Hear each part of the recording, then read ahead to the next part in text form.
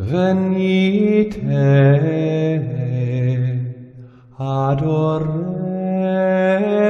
Deum.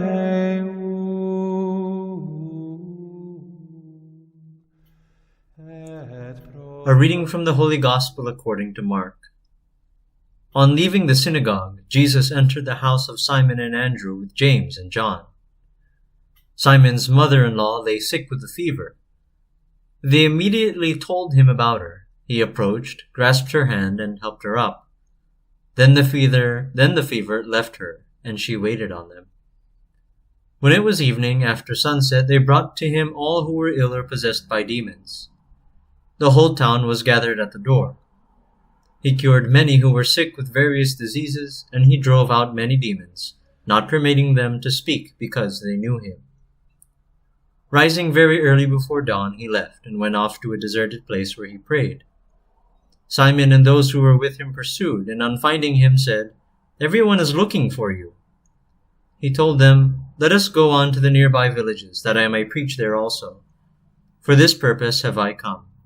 So he went into their synagogues, preaching and driving out demons throughout the whole of Galilee. The Gospel of the Lord. With so many things in our society demanding our attention, it can be very difficult to focus on one particular thing, one task or one issue.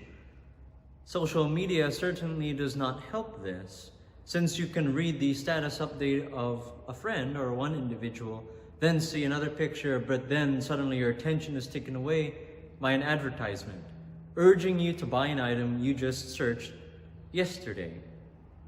Some of these advertisements may press you or pressure you into buying something now or immediately.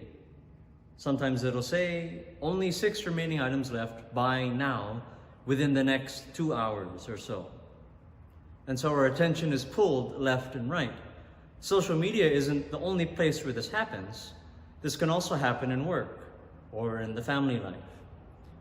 One situation demands your attention, and meanwhile another individual is also competing to get your attention as well. Jesus in his ministry, after he heals those who are possessed or sick, takes time to withdraw temporarily from his work.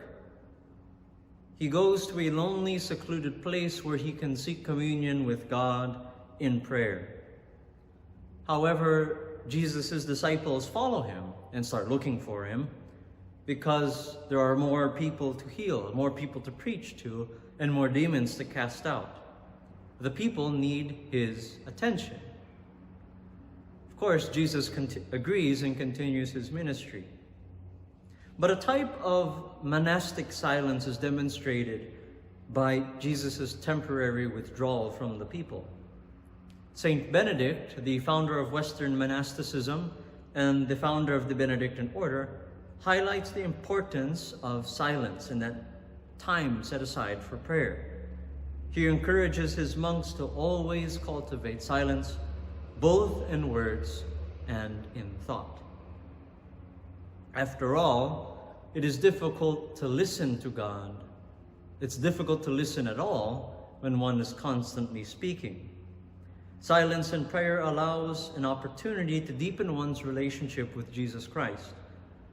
Although Benedictine monks worked manual labor often, they always sought the Lord in silence that is needed for effective, genuine prayer.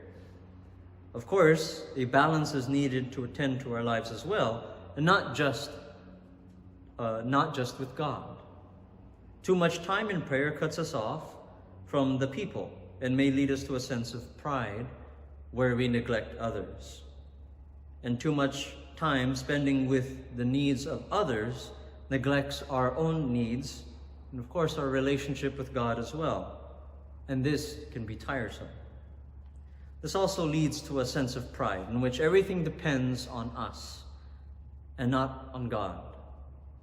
It is crucial to the spiritual life to find that time to withdraw from the busyness of the world and to spend some time with our Lord Jesus Christ. There are many ways to do this, whether one prays the rosary, spends time in front of the Blessed Sacrament, or even escaping to the silence of a church to open our hearts to the Lord.